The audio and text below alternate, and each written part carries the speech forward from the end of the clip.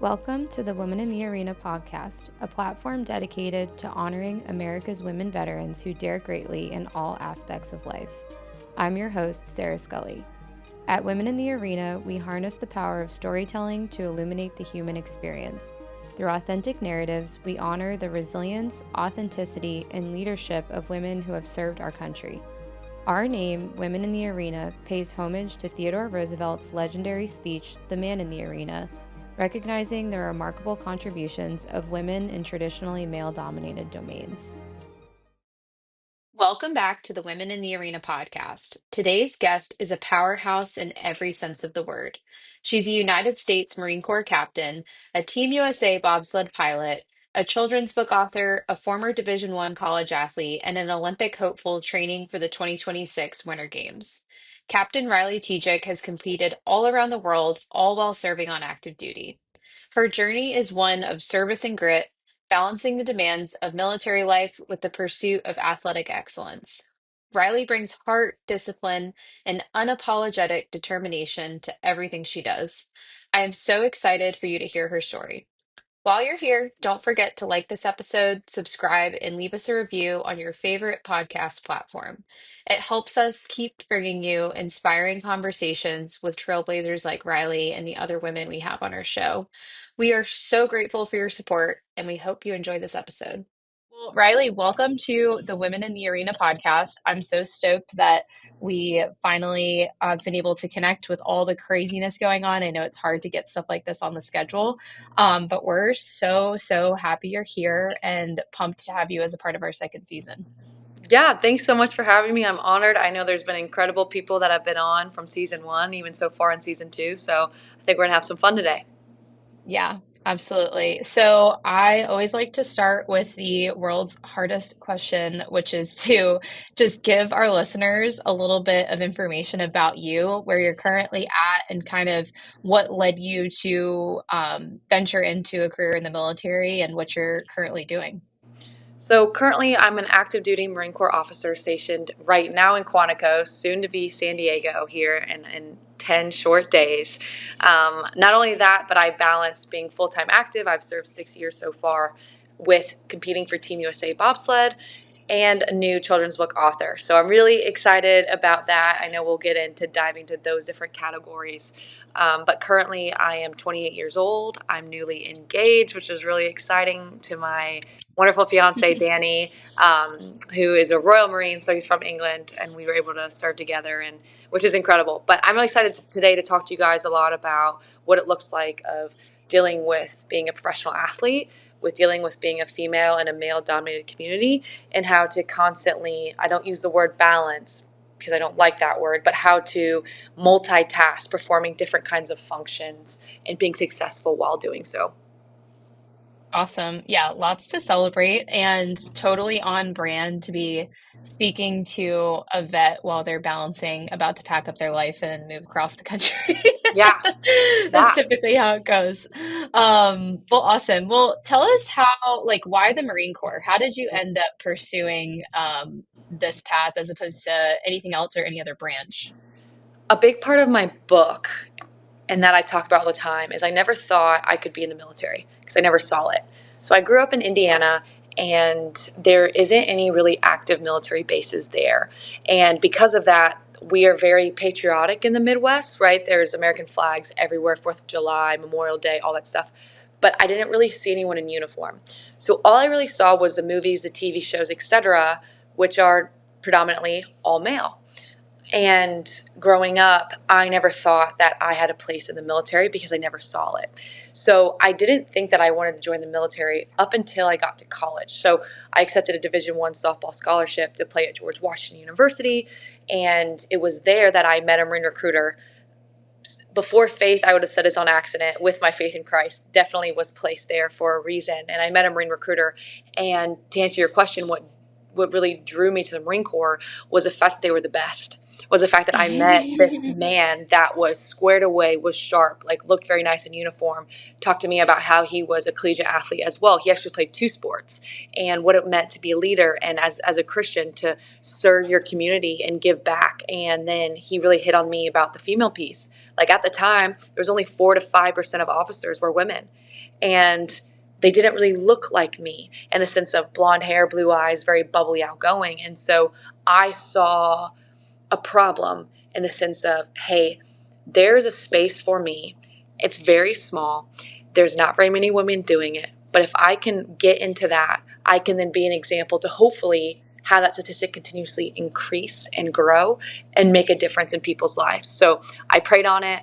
I went to my first round of officer candidate school when I was 18, 19 years old. It was one of the hardest things I've ever done. I was a collegiate Division I softball athlete at this time, and officer candidate school was by far 10 times harder. And I loved that. I love doing hard things. I love doing things that scare me, that challenge me, that take me out of my comfort zone. And the Marine Corps did that tenfold. So once I got that little taste of what it was like, I knew that that was the trajectory I was going to continue on, and I did. So I accepted my commission after I graduated college in 2019, and I have been serving 6 years active duty ever since. Awesome.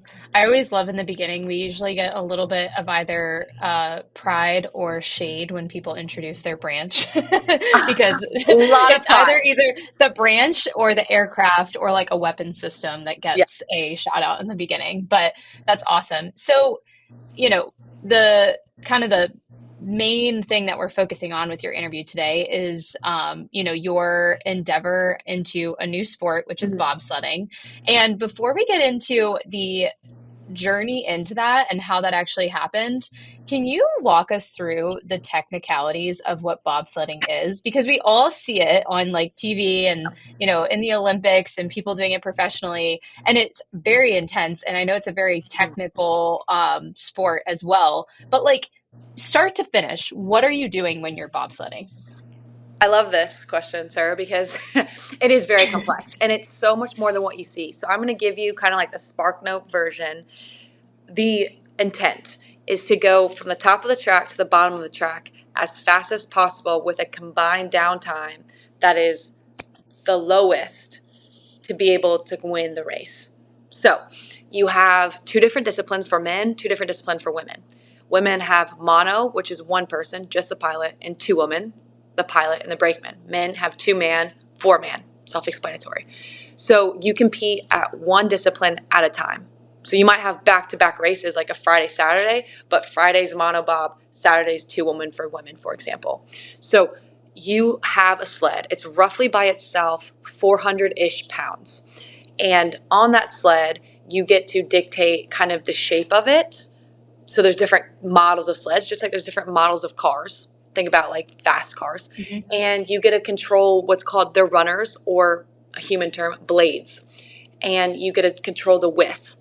And so why that matters is the thinner the runners, the more control you have, but the slower you are.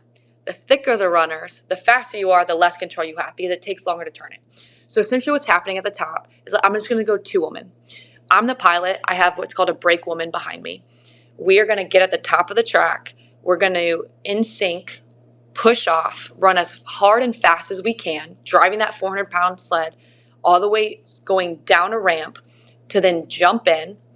And then I take over as a pilot. I'm holding these D-rings, and what I'm doing is I'm steering and navigating, not a steering wheel, 2 D-rings like a pulley system.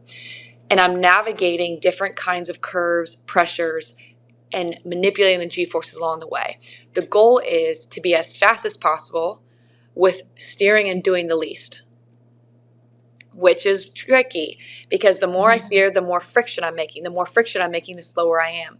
Anytime I hit a wall, anytime I don't come off perfectly smooth, I'm not carrying speed. The bobsled track can be, they're all different, by the way, so every track is different around the world. It can be a mile to 1.5 miles roughly long. And your goal is to get from the top to the bottom as fast as possible. Then you have to do it again. So it's 2 heats. So they take your combined time.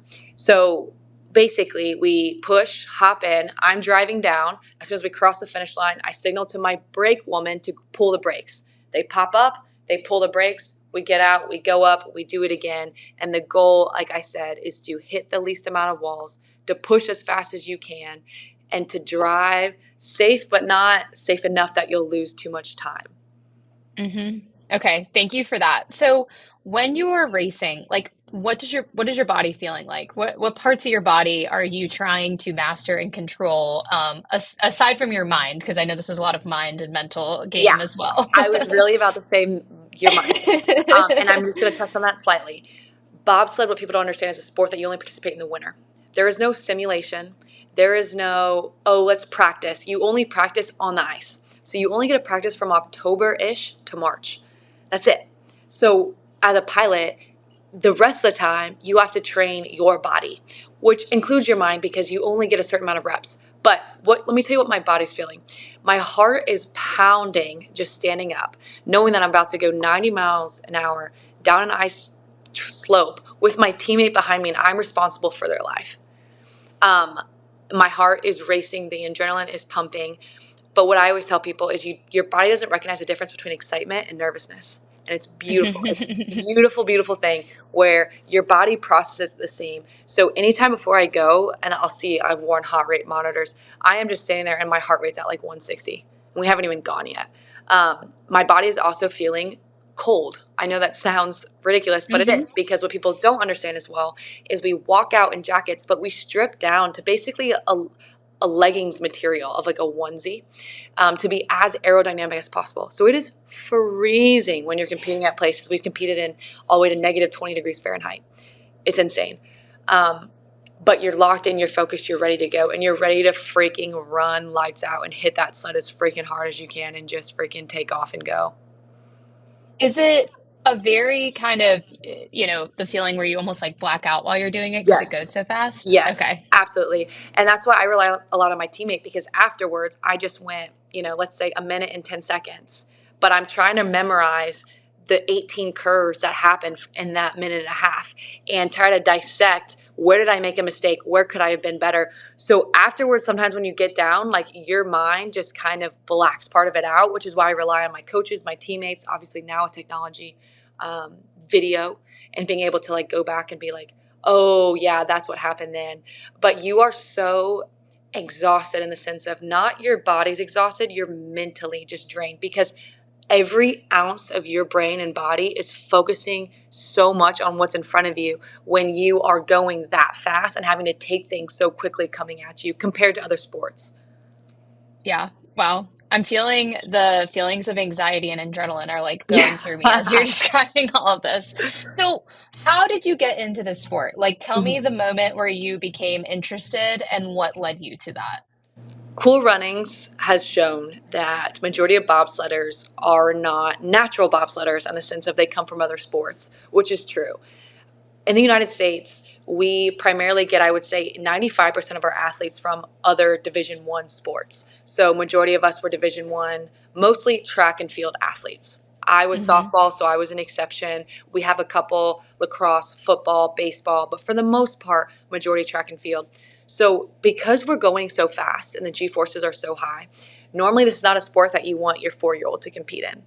It's just not Okay, going to that happen. checks out. So we normally see this later on in life. I think the youngest person to ever even compete for the U.S. was like 16. Like you really want to make sure you're developed, because it's so much on your head, neck, and brain. And when you're going through your younger development skills in life, like you don't want to be messing with that. So majority of the time we come after college and we get looked at and we try out for it, essentially. So that's basically what happened to me. I wasn't done, in my opinion, competing. I finished 4 years playing Division I college softball, and I loved it. But I felt like as a female, I was 22 and I was just peaking then. I was like, Hmm. dang. And, I'm seeing all these videos even now of all these women. They're like, I'm better in my 30s than I was in my 20s. Well, I'm like, I'm better in my mid 20s than I was at my young 20s and teenage years. Like, how is my athletic career like already over? So I knew with the military it was going to be unique and difficult, but I was just looking for ways to continue to compete. And it was COVID. So definitely some of the things that I was looking to do weren't available. For example, the Marine Corps softball team. I really want to join the Marine Corps softball team. COVID obviously had something to say about that. That shut down. So bobsled was having tryouts, and I knew someone that had competed for the team. And so I decided, and I prayed on it, to just wing it and try it, put myself out there, and see how I stacked up to people. Awesome. And when you say tried out, where were you trying out? Like, where was your first step into the game? So the first step essentially is submitting a video. So it's like a combine, very similar to the NFL combine. They're just looking at your basic athlete profile. How fast can you run, jump, lift? Are you articulate? Are you smart? How did you do in your prior sport? Kind of what's your background? Basically trying to give you a grade on like your athleticism. And then from there, if you meet kind of an eye test, they'll invite you to what's called a rookie camp. So I got invited to a rookie camp to come try for the sport. Now, if you're invited to that stage, it's you and however many people who have never touched the sport of bobsled. So it's basically like a sink or swim. Like they're going to basically push you off the deep end, and you're going to take maybe 1 to 5 max people from that group even to continue on, and see your progression to see if you can make the team. It reminds me of like a reality TV show or something. Yes. You know what? Yes. Think of it like The Bachelor, The Bachelorette. Yes. You cast this wide net, and very few can actually like make it through. But then that's just the engagement, right? That's just like getting your foot in the door. Then you actually have to go do it and live it. Yeah, it's tricky. So you go to the reality TV show, just kidding, but you make it past that and you find a love for the sport. And so, what has your competitive journey been like so far? And then, what are your goals with the sport now? My competitive journey has been humbling. It is very difficult to go from being a high level Division I athlete that I had played the sport of softball since I was 4. And from 4 to 22, 23, all I've known is softball. And I've been really good at it to get to that Division I level. To try a sport you've never done before, but expect the same level of excellence is extremely humbling because you don't know what you're doing. It takes years to then relearn a skill for something to become a habit, and you're limited in how much you really can actually train as a pilot. So for me, that has been a highlight, is humbling. When you go into a secondary sport, and a lot of people feel this later on, CrossFit, if you go into, pickleball, whatever it is, you still carry that same level of excellence and expectation for yourself as an athlete. And when you don't succeed as often or frequently as you're used to, it is very tough mentally. So I definitely felt that for my first couple years. It really wasn't until this year and the sport that I felt like I finally achieved what I thought I could, when I won my first gold medal. It took so long. I was in positions. I was right there, so close. Like I said, it's 2 runs that you have to do together. And we're talking hundredths of a second. Like when I won my gold, I won, I think, by 600ths of a second. Like it was so minor. Um, and that has been something that has been incredibly humbling because, again, you are used to being so great at something. And you have to remind yourself, like, wow, I've only been doing this for 4 to 5 years. In the grand scheme of things, how many people can make a top Division I sport and compete when only doing it for 5 years? And of those 5 years, only half of the year can they actually do the sport itself. So that has definitely been a theme for me. But I have also felt a different calling to sport. I'm a very strong Christian, and I believe that the Lord called me to be where I am for a reason. And so what I thought initially was maybe going in to qualify for the Olympics quickly turned to saying, hey, I can use this platform of sports to honor and glorify God and to give back to my teammates and the sport itself, and use sports to unify people around the world. And that has been my goal and my mission then since, is I make friends with all the nations, even people I'm competing against, because I want their best versus my best. And some might call it sportsmanship, but I call it, being a steward of Christ, in the sense of like, I'm going to love on these people. Don't get me wrong. I want to win. Don't mistake my kindness for a weakness, but I want to respect my competitors. I want to go up to them afterwards, and I do, and shake their hand and be like, hey, I got you today, but I know you're going to get me tomorrow, or vice versa, and have a fun atmosphere in competition, because we're all from different countries doing the same unique thing and speak a same language, even though we don't speak the same language, which I found being a highlight of competing for Team USA compared to just a collegiate sport. So my goals going forward, obviously the goal has always been to be the first female Marine in the Olympics. And I think that's kind of has been my tagline, but actually my biggest goal is to impact the sport and the people doing it as much as possible, to create an atmosphere of sport that can exemplify love, respect, and honor for what we do, and continue to leave a legacy while doing it. I love that. Yeah. And it is always amazing. And we see this a lot in the military when connect with people from other countries and you do have the same language, quote unquote, which is just your craft. And it's definitely such a beautiful thing. So, on the note of legacy, tell us about your book, your children's book that you've recently wrote. This has been one of my most exciting things to me that I've done in my life. Doing collegiate sports, Marine Corps, pageants, game shows, all the things have led me to this moment. And again, so far, my most proud accomplishment of what I've done. My children's book's called If You Can Dream It, Be It. And it took a year and a half in the making. But the reason why I wrote the book is something that I mentioned earlier. I had never seen females in the military or professional sport really succeed when I was growing up. It just wasn't a thing. I grew up in Indiana. Caitlin Clark wasn't a thing yet, right? The WNBA was maybe got 20 people, and I was one of the 20 at times. And I didn't think it was feasible. So the more I've done this and I've talked, the more lives I've touched, excuse me, the more I've realized that our children are the ones who need this refreshing outlook on life, that they too need to see what they can become in order to believe that it's actually feasible and possible. So the whole point of the book is a little girl named Riley that is going to school, and she interviews people that she loves and looks up to in life because she needs to figure out who she wants to be, not what she wants to do, who she wants to be. And amongst that, she interviews people in her life that, again, she looks up to and she respects. It's all a true story. And she decides to be bold and courageous and not pick just one thing like majority of her friends and teammates, but instead describe that she wants to do all of the things. And the whole point of it is to really impact young children to be bold and courageous, put themselves out there, think outside the box, and know that there truly is no limits on what they're able to accomplish or do in this world, and create that thought that it's okay to not know, but you will see that it is an option for you. So I'm not trying to use this book to recruit a bunch of Marines, okay? But I'm trying to use this book to show children that you can be a female in the military. You can be a professional athlete and be successful. You can be in a male-dominated role but still win pageants and feel beautiful. You can be articulate and write books even though the Marines eat crowns, for example, right? So I'm kind of just trying to show the multi-dimensions, and it's been a massive hit so far. And again, that is something that I didn't think I would feel so passionate about until recently when it launched in the beginning of April, and I've been able to read it to children and see their face just light up, or a children coming up to me afterwards and be like, wait, so I really can do like two things? And I was like, yeah, you absolutely can.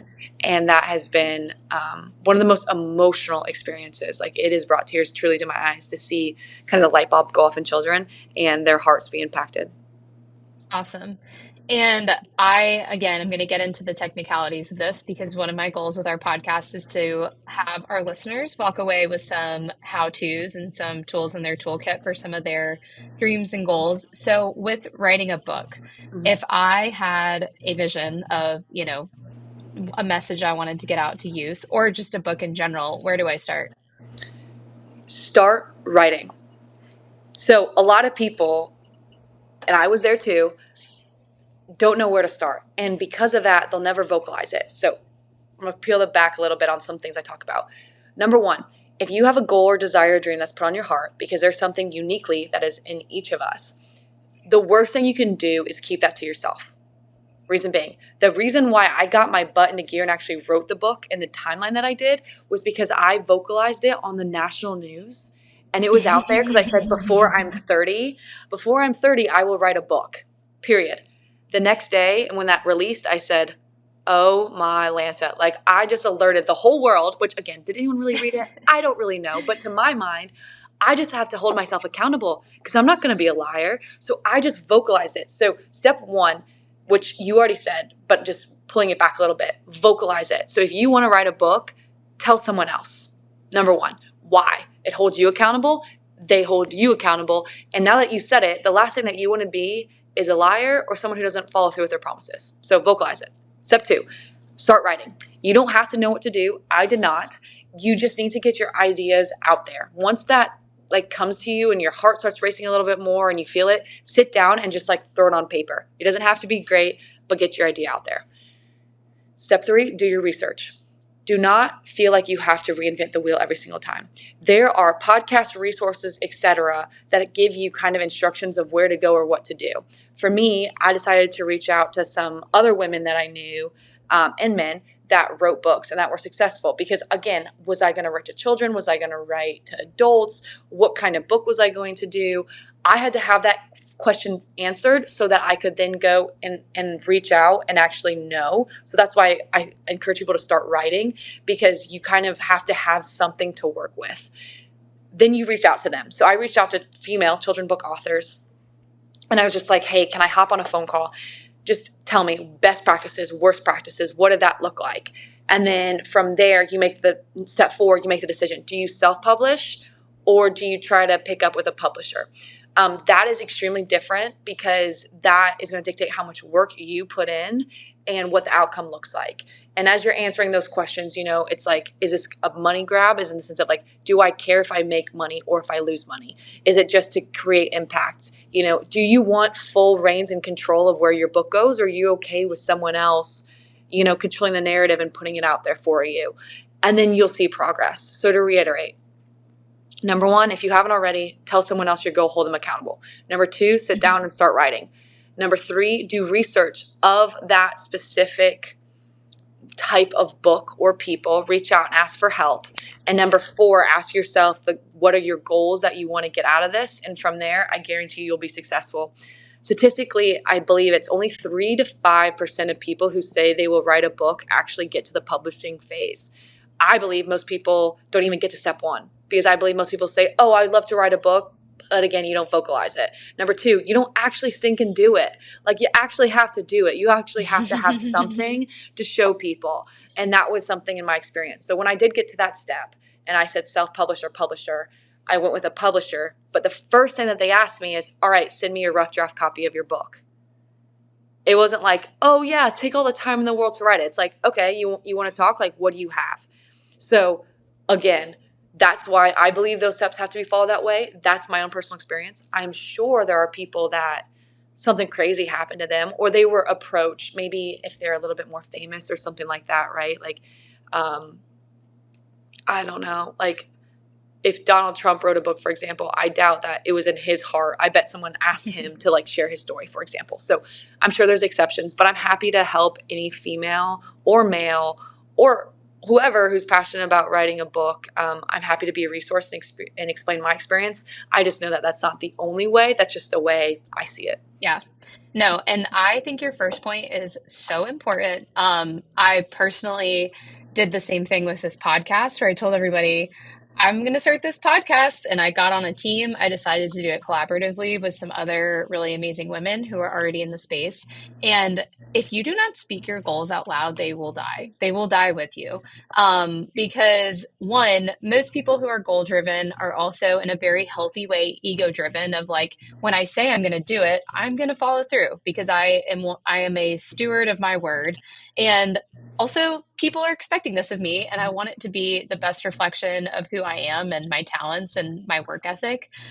So I think speaking, whether it's on the news or with the people you love or in your professional circles, spread the good word. I am going to run a marathon. I'm going to write a book. I'm going to start a podcast, whatever it is. And the degree of accountability with yourself will undoubtedly skyrocket. 100%. 100%.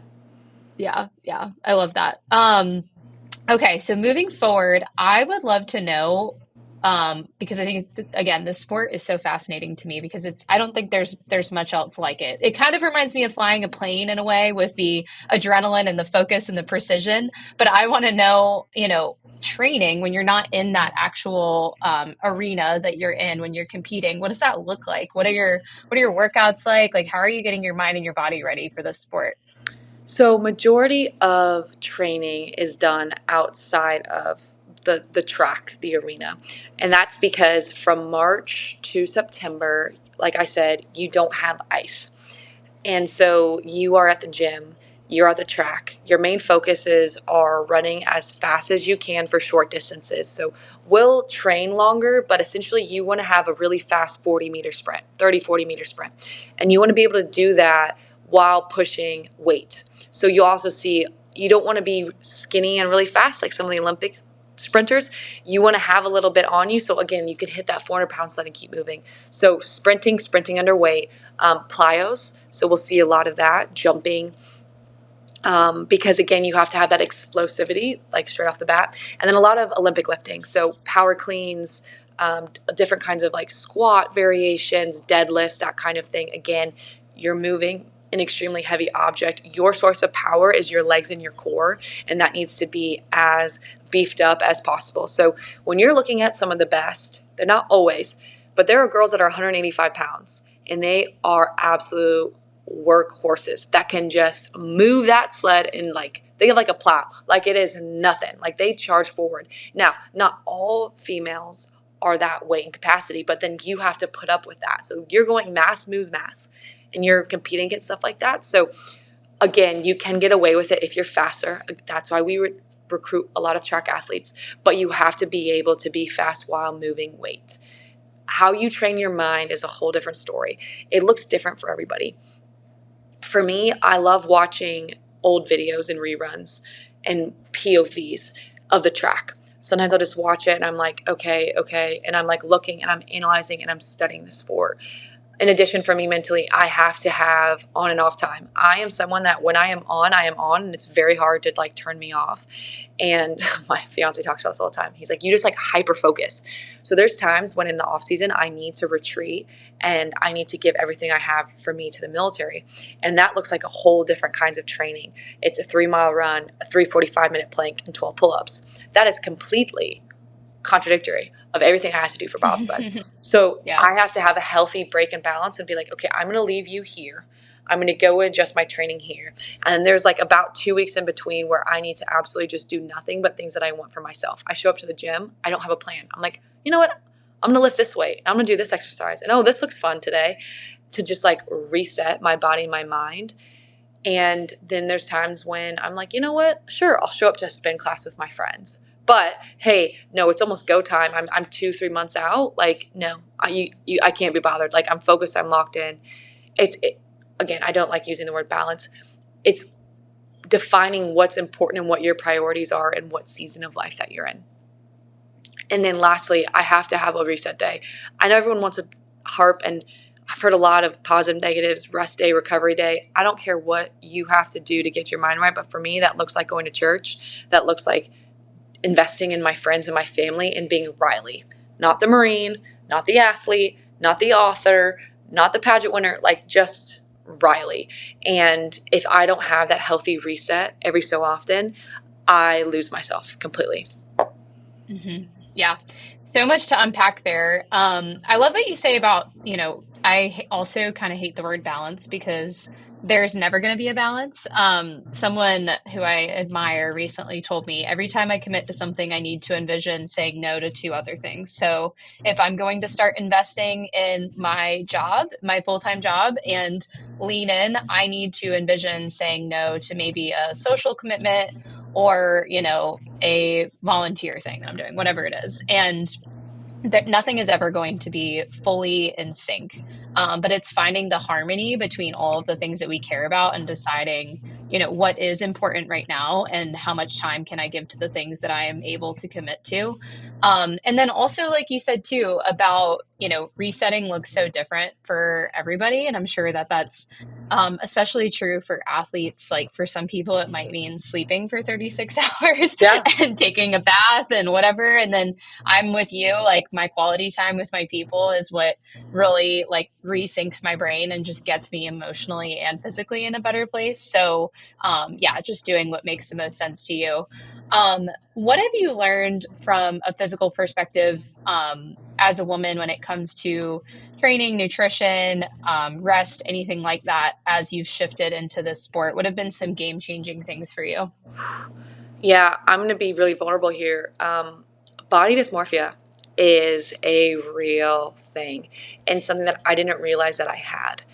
And self-diagnosing, by the way, like in the sense of, hey, I look in the mirror and I'm like, what the heck? And the reason why I say this is because me and so many of my teammates, Olympians, have the same problem. And the problem with going from a different sport into bobsled, like I said, is mass moves mass. You have to be bigger, faster, stronger. And that looks a lot different than what maybe the fitness era of women look like now in your mind.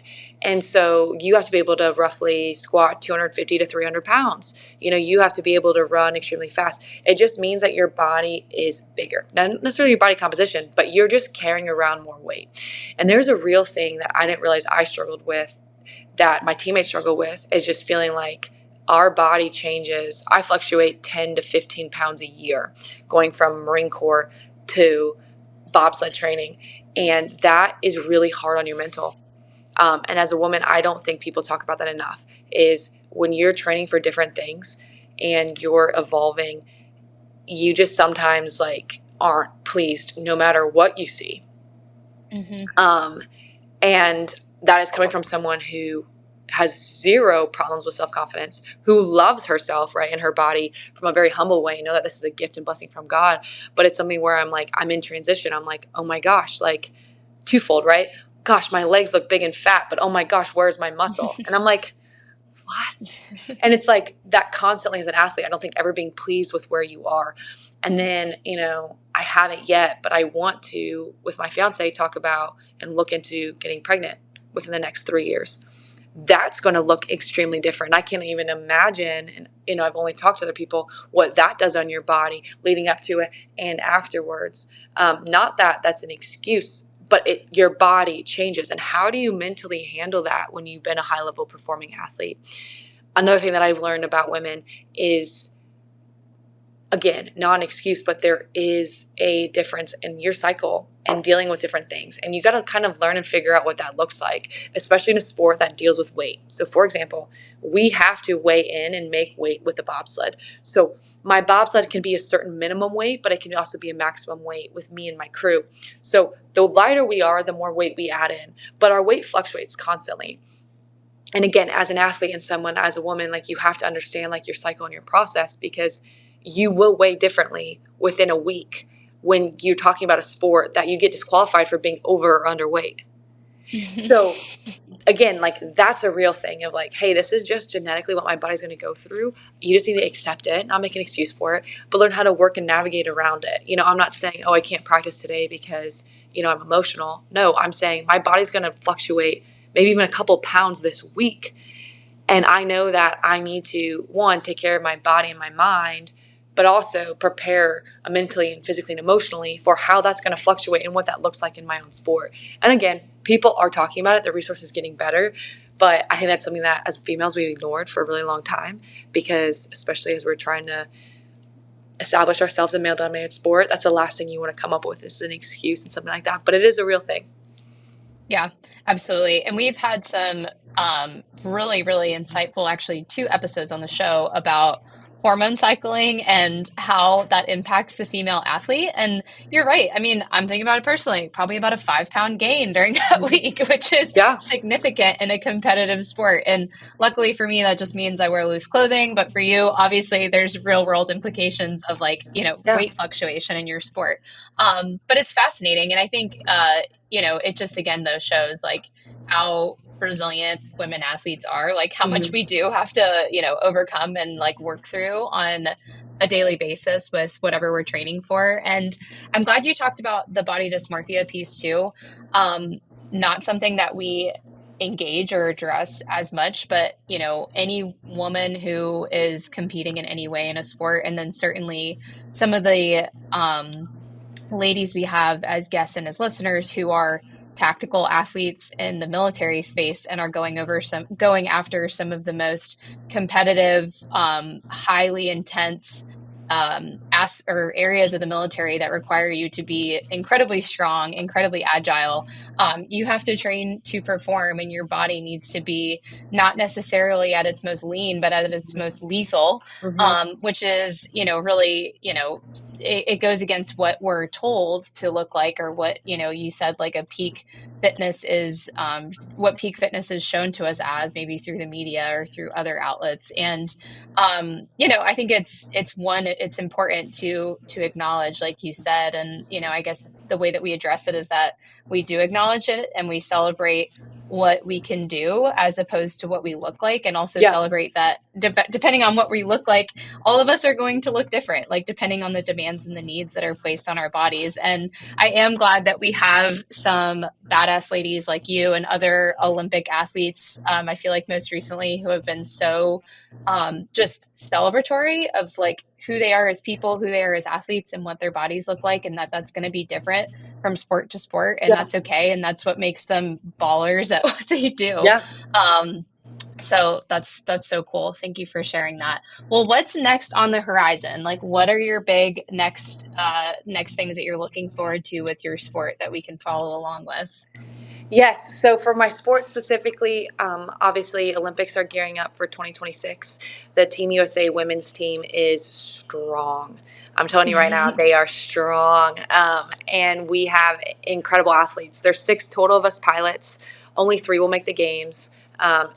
2 of them have a bye going into it, and that includes the reigning gold medalist of monobob from the prior Olympics. That also includes another Olympian from the prior Olympics that was right outside of winning, and our world champion. So I'll also say Team USA is absolutely stacked. My teammates are absolutely incredible. There's 6 of us going for 3 spots. It is going to be freaking tough to make. It kind of looks like the writing on the wall already, that the 3 of them will go. So the best thing that I can do is continue to support them, uplift them, train as hard as I can, be the best version of myself to keep pushing them and make sure Team USA does everything we can to win medals. Because at the end of the day, all I want as an athlete is the best athletes representing my country. And if that's me, great. And if it's my teammate, great. That means that you had to go through me and beat me. And if you did, again, handshake, you deserve it. Go freaking get some. And I'm going to be your biggest fan while you do it. So that's what's next for the sport. Bobsled is something where injuries and stuff happen all the time, but we have, again, like legends on the sport on USA. Like the women's team is one of 2 teams that constantly is winning medals, us in Germany. Constantly, like it's expected. So that's going to be really fun and exciting. No matter who the 3 are in February, you will see them all, if not all, but at least some, all medal. And I think that it's going to be a freaking whirlwind for me. In addition, to competing and keep going, my book just launched. It's been 1 month, so I'm really excited to continue to get to as many different families as I possibly can. But again, the book's not only for children, it's also for parents. The reason why it's for parents is I want parents to read it with their children to realize some of the basic, simple concepts. One, your children are watching everything that you do. So when you teach them how to eat right, how to exercise, how to love themselves, how you talk to other people, how you treat yourselves, your children are emulating that. 2, there are basic things that all of us need to remember of being bold and courageous and going for our dreams and goals. And that doesn't just stop once you become an adult. So I want people to remember that. 3, I'm heading to San Diego to go and do recruiting. So I'm really, really excited to enter a new phase in the military. I'll be 6 years active, 2 years out from potentially getting picked up on the majors board. And my goal is to get a major, get one of the major selections to be able to pin on with the next 3 to 4 years, and also get married and potentially start that family. So that is something that I really look forward to while I continue to pursue excellence in sport and my job and my career, but also personally and professionally as Riley. I love that. And I'm stoked that you're going into recruiting. I did a stint in recruiting, and it's so fun to get just energetic and social people out there advocating for what we do and sharing their story. So definitely good on the Marine Corps for recognizing that that's a great fit for you. And I appreciate what you said about encouraging adults to not stop pursuing their goals or being curious about themselves and what they can do later in life. Really happy that I'm part of the generation that's shifting the narrative on Mhm. women, especially being able to continue to perform, train, and win at um, later stages in life, which is, 30s, 40s, 50s. Um, Super proud of the women that I see that we've had on the show, and then women in my life who are just like continuing to say no to things like having low bone density and Mhm. becoming less mobile as they get older. Because what we've realized is that if you move less and you start giving up on yourself, you will continue to hurt and get those aches and pains later in life. But objects that stay in motion tend to do a lot better as the years go on. So I love that you're encouraging people to remember that, like, life does not end after a certain age. Life does not end after you have children. And whether you're picking up bobsledding or doing something else bold and brave with your Yeah. life, it's just important to keep trying. So I love that. I have a few more questions for you that center a little bit more around you. I'd love to know, who do you look up to most in your sport? And I know that's a really hard question. And if there's not one, maybe like just in general, like who is somebody or like the group of people that kind of keep you going in the sport itself? In the sport, that has to be my best friend, Keisha Love. Keisha is another pilot, which is really interesting because some people think that if you're competing in the same position for the same spots, that you're kind of rivals. And actually, she is a sister to me. She's like blood, and she is someone that I came into the sport with roughly at the same time. We're very different in background, how we grew up, the sports we played, etc. But we had a bond through Christ, through sisterhood, through sport that is just unlike anything I've ever seen, in the sense of I want her to succeed more than I want myself to succeed, in the sense of I believe in her more than anything. And I know how hard she's worked, and I know the talent capacity that she has. And when you have a teammate like that, and even though you're vying for the same spot or technically competing against each other, but you have so much love, admiration, and respect, it is one of the most special moments because she win, I cry.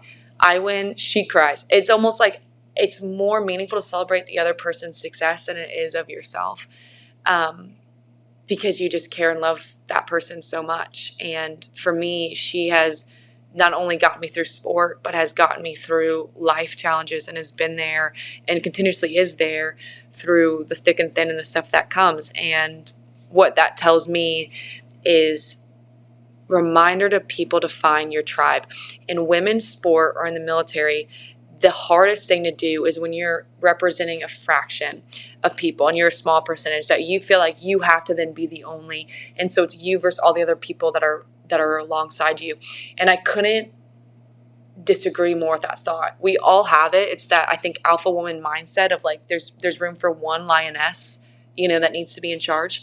But once you actually take a step back and realize that I don't have to be at competition with these people, like we can all succeed and we're actually going to be stronger if we work together and complement one another. And that's how it started. It started with being like, damn, you know what, Keisha? You're fast, you're gorgeous, you're smart, you're intelligent. I'm just going to tell you that. Instead of try to like weaponize something else against you to put you down to make me feel better than, I'm going to celebrate what your gifts are. And then in return, that person then celebrates your gifts. And then we're up here together. And then the both of us get to collab and provide and look forwards on things going forward and get the best out of each other. And that's what it's about. So then, yes, do I like to lose? No. But if I'm going to lose to someone, I'd rather lose to my best friend that's freaking getting after it. And we're celebrating each other. It doesn't work for all women. There's going to be people that you like and people you don't like. But I just want to encourage anyone listening to this, find your tribe, but go forward and stop being afraid that you have to be in competition with people to succeed as a female. Tell that person what you think of them. Compliments are free. If you think something, if someone motivates you, if they inspire you, whether you're a teammate, whether they're younger than you, whether they're older than you, tell them, vocalize it. Spread love, joy, and kindness, because I guarantee you when you're going to need it, you're going to want that from someone else.